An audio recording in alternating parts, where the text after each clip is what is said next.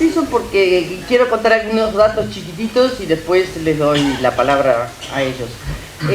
Esto empezó en 2018 en realidad, en que acompañé a mamá a la Feria del Libro de Buenos Aires y me interpeló Diego Erlán, de la editorial Ampersand, que en realidad le había dado el contacto Martín porque él lo había pedido, diciéndome: bueno, sería interesante, pensamos, publicar unas correspondencias de Ángel Rama porque debe haber cartas interesantes. Y entonces yo ahí le dije: mira, me parece que no voy a encontrar mucho en el archivo. Y efectivamente fue así. Cuando volví a Montevideo y revisé las 22 cajas que ocupan 4 estantes de la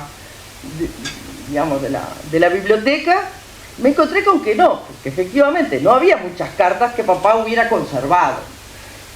Por lo tanto, se me planteaba por delante que si ese proyecto podía salir con él o de otra manera, había que empezar a buscar. Y bueno, sí, eso me llevó muchísimo tiempo. Por eso Martín dice que de vez en cuando yo le decía: esta la sacamos y ponemos otra, porque bueno, me seguían llegando de los contactos que había ido tirando algunos remolones que siempre tenían alguna cosa escondida en algunas cajas, que iban a revisar en algún momento, llegaban a último momento, como las cartas de Vicky Straufel o ese tipo de, o algunas otras. Pero bueno, entre los repositorios, ayudado de alguna manera por los viajes que en algún momento hice acompañando con mamá, que combinaba, pude revisar los archivos de la Biblioteca Nacional de España y me encontré con las cartas de Guillén y de Guillermo de Torres. Es decir, que las últimas cosas fueron llegando y eso hace que Martín diga que... Pero bueno, la verdad sea dicha que se consiguió muchísimo.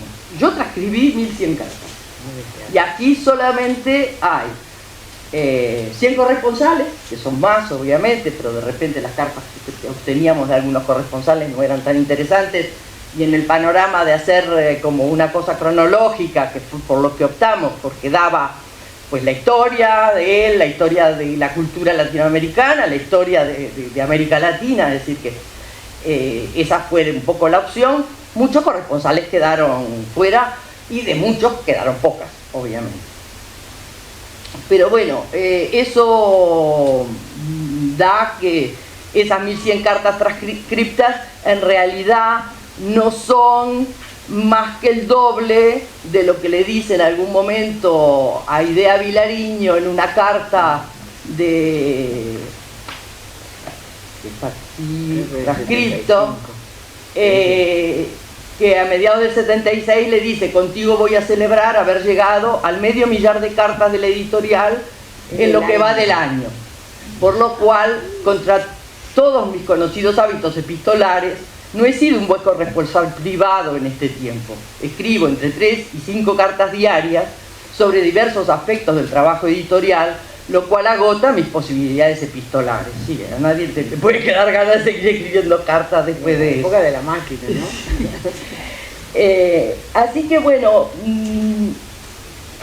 lo que no puedo transcribirles a ustedes todo esto, lo que yo después junté aquí, que de alguna manera al azar después puedo leerles, es de alguna manera algunos pedacitos de cartas que dan un poco el tono de las cartas más personales, de las cartas más que hacen más su biografía, porque bueno, hay también cartas que son de trabajo, pero en todas ellas casi siempre uno encuentra la relación personal que él establece con su corresponsal.